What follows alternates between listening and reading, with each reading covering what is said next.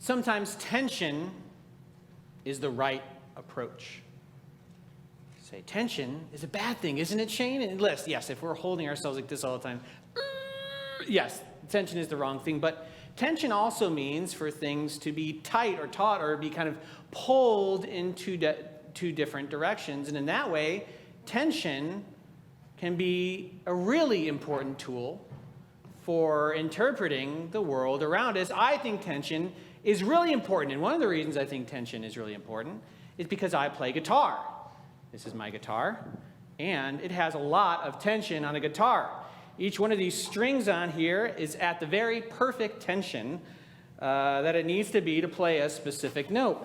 You have the tension kind of on one side here at the backstop and the other side here with these little knobs to help tune it to just the right tension. When the tension is working well, the guitar sounds really nice.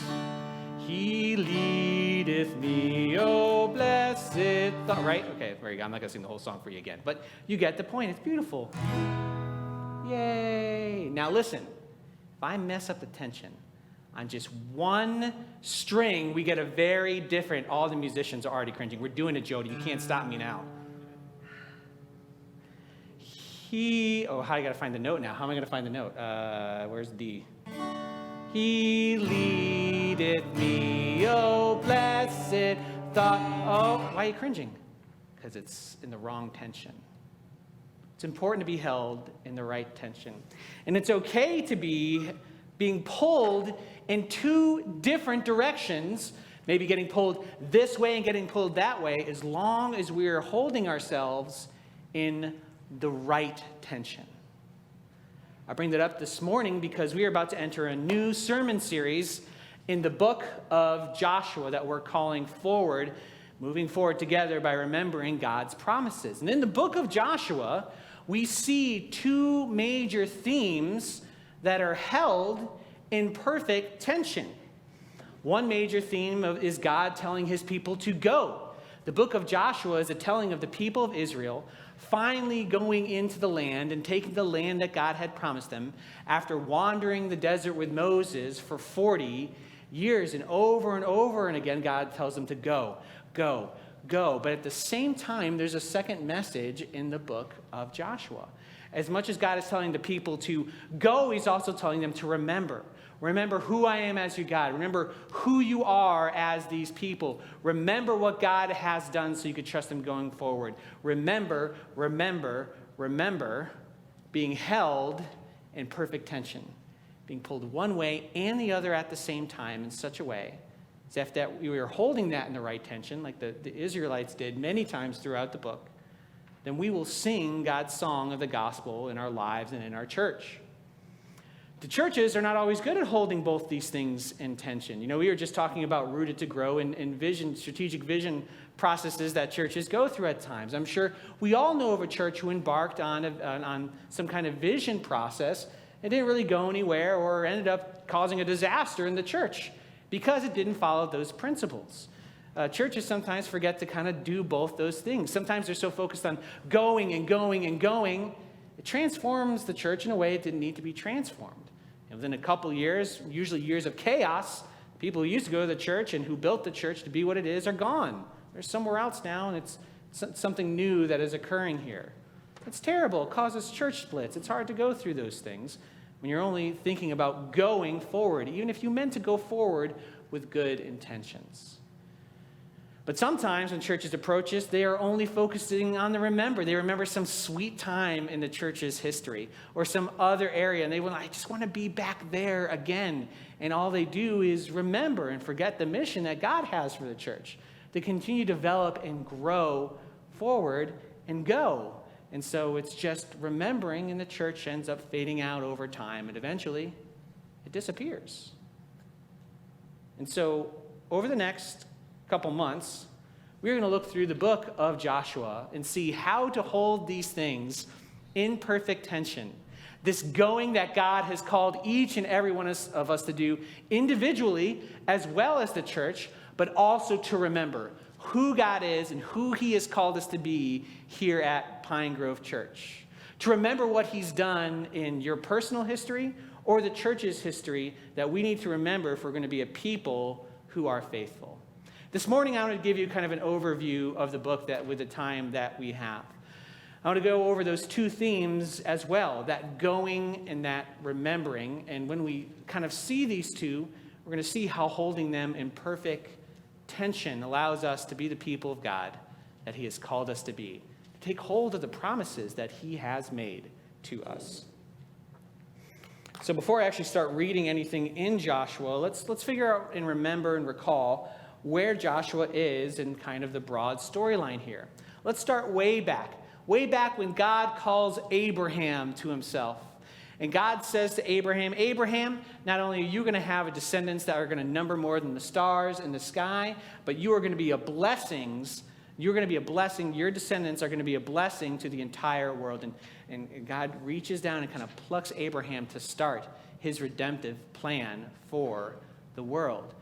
For God creating a people for himself, which would be the messengers to share with the world who this God was and the way from their sin and the way of redemption. And Abraham has a son, and he has a son, and there's more sons. They end up moving to Egypt because of one of those sons, thankfully, Joseph. I was just reading that through my morning devotions with Ethan, my son. And they're in Egypt now, and over the generations as they reside in Egypt, the Egyptians kind of turn sour on this growing number of people. Because it turns out the promise that God made to Abraham came true. There were tons and tons of descendants of Abraham. The people of Israel had grown into a massive number of people in Egypt. And so they were enslaved. And God, hearing the cries of his people, was going to release his people from their bondage. And so he raised up a very imperfect, but raised up a leader named Moses. And through Moses and Moses' leadership, God led the people of Israel out of their slavery on their way to the promised land. He did it through miraculous means, through a number of plagues and terrible signs so the Egyptians would release these Israelites go. God gave them a miraculous send-off on their journey. As they were escaping Egypt and the Egyptians ended up pursuing them, God parted the Red Sea. A true miracle, something that is impossible apart from the power of God, so that they might escape the Egyptians. And after the Israelites made it through, closed up and swallowed up the Egyptians in the water. And the people of Israel were free to go. While they were wandering in the desert, God provided for them over and over again. When they cried out, "We're hungry, Lord!" He made what I could only call magical bread. This manna every morning on the ground that they might eat and depend and learn to rely on the Lord for their food day after day. When they are thirsty, God brought water out of the rocks, out of nowhere, to give them water.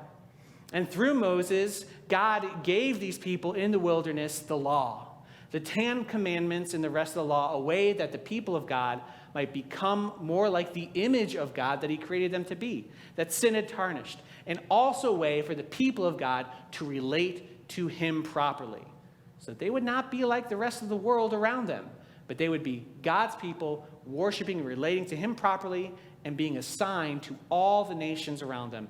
This is what the God of the universe is like. Just look at his just laws. Just look at his ways. Look at the greatness of this God. And so they get to the edge of the promised land after kind of working through that process in the wilderness of learning what God has sent them for through several episodes of disobedience, but they make it there. And they send in 12 spies into the land, one for each of the tribes of Israel. And 2 of the spies come back and they are pumped up. Like, this land is everything we hoped it would be. It is truly a land flowing with milk and honey. And listen, I've experienced this firsthand.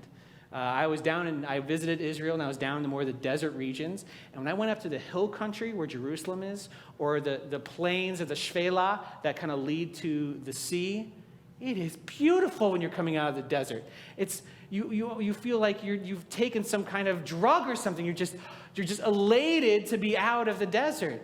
It's a beautiful, beautiful place. But the other 10 spies had a very different report. They're like, no, we're not going to be able to do this. The peoples there are strong and mighty. They have fortified cities. There's no way us, a bunch of slaves, have been wandering around here in the desert, I'm going to be able to take out this force. And so Numbers 13 and 14, the people of God rebel. They say, forget Moses, Forget everything else God has done for us.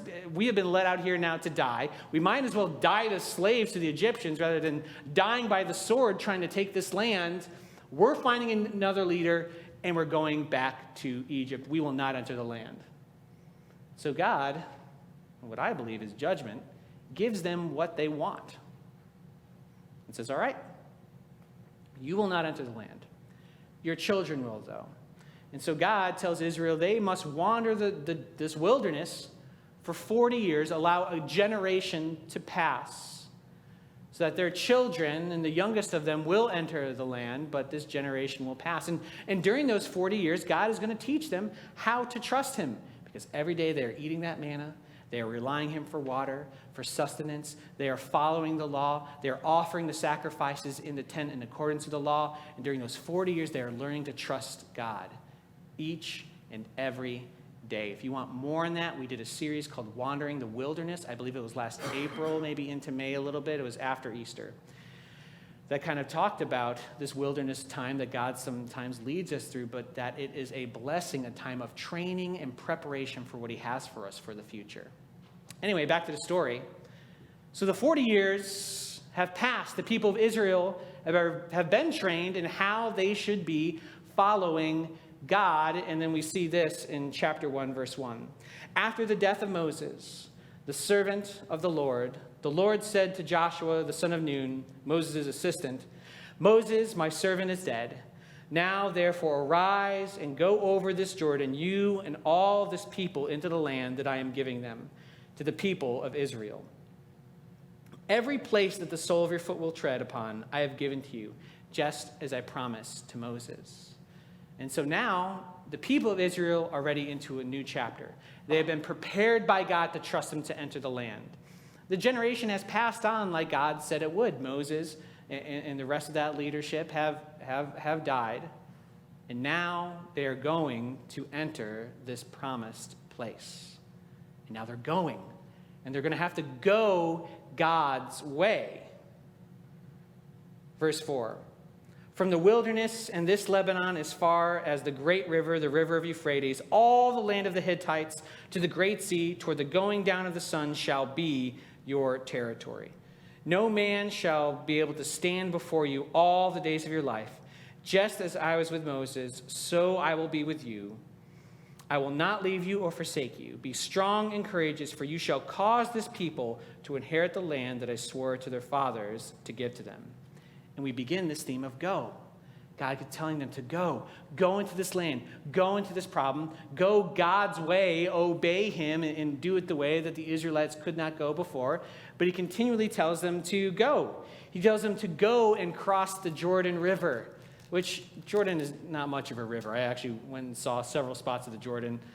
We would not call it a big rushing river, but it is really hard to cross if you got a bunch of, troops in that time period. And so God tells them to put the ark forward, and God parts the Jordan as they pass through it in Joshua chapter 3.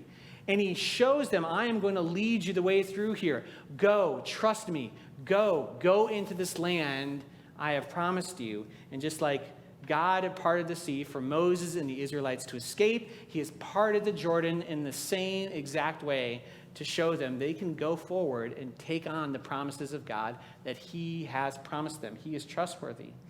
He tells them to go through impossible battles, like the Battle of Jericho in chapter 6, where they come to the city that is fortified, that has walls that they cannot penetrate with their current armaments. Even though they were a numerous people, they couldn't defend against could not withhold the siege of this city.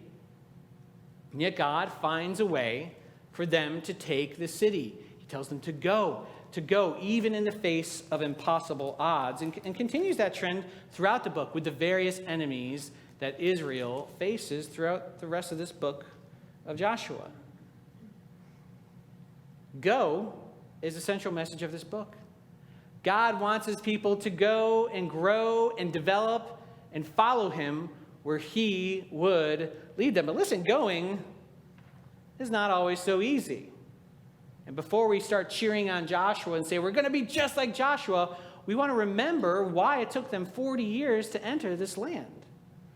We need to remember that sometimes we, just like the people of Israel, before the time of Joshua, might come up and see what seems like an impossible circumstance for us, and it may seem a little scary to go forward. And that's what Israel did in chapter 14 when they got that report back of Numbers, when they saw how strong the people were in the land and rebelled against Moses. It says this, then all the congregation raised a loud cry, and the people wept that night, and all the people of Israel grumbled against Moses and Aaron. The whole congregation said to them, would that we had died in the land of Egypt, or would that we had died in this wilderness. Why is the Lord bringing us into this land to fall by the sword? Our wives and our little ones will become prey. Would it not be better for us to go back to Egypt? And they said to one another, let us choose a leader and go back to Egypt. We're tempted to sometimes take the easy way out. Sometimes going forward is very difficult. I don't know if you've ever had someone that you really want to share your faith with. And you go to do it, you don't know how it's going to turn out. There might be other people around. What if they kind of laugh and make fun of you? There's a challenge to going forward and being the people of God and sharing the gospel with those around you. And we need to trust the God with the results of whatever happens. For some people, there's a big boundary. There's a lot of fear with tithing or giving to the church. Those of you who do this regularly are like, how, this is just part of my life. I don't even think about it anymore. But for new believers, this is sometimes a big step of faith and a boundary. 2% seems like a really lot to them. Forget about 5 or 10% or whatever you might be giving. They're used to having their full budget. It takes a lot of trust in God to be devoting that money to the church or other places where God would want them to send that money. It's sometimes hard for a church to go forward. It's scary to think about what's next. What's going to change? Are we going to forget our past? But if we're going to be the people of God, we're going to have to learn to trust him on the way forward. And how do we do that? How do we go the way God has called us to go and the way he talks about it in the book of Joshua? Well, we go to that second principle. We are able to go because we remember. And we see this remembrance, again, right from the beginning of the book of Joshua. If I go all the way back to chapter 1, after he tells Joshua, be strong and courageous, you will take this land as I promised Moses. He says this in verse 7, only be strong and very courageous, being careful to do according to all the law of Moses that my servant commanded you. Do not turn from it from the right hand or from the left, that you may go have good success wherever you go. This book of the law shall not depart from your mouth, but you shall meditate on it day and night, so that you may be careful to do according to all that is written in it. For then you will make your way prosperous, and then you will have good success. Have I not commanded you? Be strong and courageous. Do not be frightened, and do not be dismayed, for the Lord your God is with you wherever you go. And so he told Joshua to go, but he also told him, remember, Joshua, remember this word of the law that shall not depart from your mouth. Remember what God has done. Remember who he has called you as a people. As you go, remember, and that will allow you to go the impossible way forward. He does the same thing when they cross the Jordan River. Not only did he part the sea as a reminder to the people of Israel to remember how God has provided for them in the past, to cross this river as he parts it just like he did for Moses. But when they get to the other side, Joshua says, hey, everyone stop. We are going to make a memorial here, a remembrance of what God has done. And they take stones and do that because they want to remember. That remembrance isn't just remembrance of things long ago, but is every step of the way as we are going. To go and to remember what God has done, which will help us remember the way forward. Over and over again, he says, remember. In fact, the book ends with remembrance. In Joshua chapter 24, Joshua kind of makes a closing speech to the people, kind of telling them the way forward. But the first half of the speech is just a retelling of the story of Israel, basically the same way I did to start. The reason I started with Abraham is because that's essentially where he starts, with the tribes of Israel and Abraham, and telling their history, and telling them, before you go into the future, remember. And he leaves them with an important message to choose who they will serve in the future. They're going to need to be a people who remember if they're going to do that. Remembering is also something we can struggle with from time to time. I think it's like this. We don't mean to forget to remember. Is that even a sentence you could say, to forget to remember? I think that's legal. I'm going to say it. I think it's like this. I don't know if you've ever cooked something, especially if it's something like in a box or a bag, and it has the cooking instructions on the back of the box, and you pour in the pasta or whatever it is, and you go and you throw the box away because you're going to remember it. And it's like 2 minutes later, and you're like, oh, wait, what was the instruction there? And you kind of open up.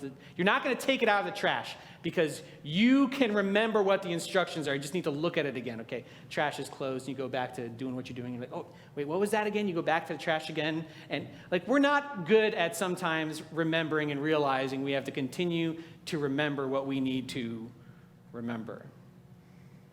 And so we need to be a people who are constantly clinging to what God has shown us in our past, constantly clinging to the Word of God, constantly going to Him saying, Lord, you need to remind me of your faithfulness in the past if I'm going to trust your faithfulness in the future. The way we move forward in any area of our life, whether it's becoming more of a people of prayer, I think I did that, sorry, or whether it is becoming a people who go out and share the gospel, or whether it is looking to the future of what we are going to do as Pine Grove Church. Whatever it is, it's going to move forward because we are remembering who God has created us to be, and we are remembering His faithfulness. So we go back to beginning, what we talked about.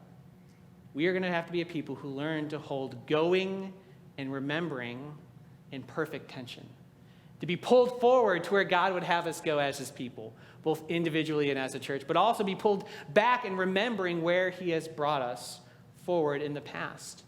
We're going to do this as a church through Rooted to Grow, which even in its name is essentially says, rooted, remember, and grow and go, to hold those in perfect tension as we kind of cast our vision forward for where God is leading the church. We're going to have to learn to go and remember even in our personal lives, in the various places, experiencing various challenges we experience. If we're going to trust God, we're going to have to both take those steps of faith, but do that by remembering where God has brought us forward so far. I want to say this, that as we read through the book of Joshua, we're going to see something. That holding something in tension is not the same as balance. We're not looking to balance going and remembering. We want to be pulled in two directions at the same time. Balance tries to find this middle ground, right? A little bit of this and a little bit of that. But when you're doing balance, you're not really getting the full thing of either side. That's not how going and remembering works. They come together. We should be being pulled both places at the same time, going and remembering as God's people. And when we do, like a guitar that is perfectly tuned, in perfect tension, we will sound like the people of God. With our very being, we will kind of sing God's song to the world around us and to each other. And so you can begin to pray for us over this next season, looking to go and remember and be God's people at a time when the world really needs to hear from God's people. We're going to go through this for a couple months, but we have several breaks. We have a break next month in March to do a couple weeks on world missions, and then we'll take a break for Easter and be done shortly after that. I'm looking forward to working through this book with you and seeing the wisdom and how to trust God as He leads His people to take the land. Let's pray.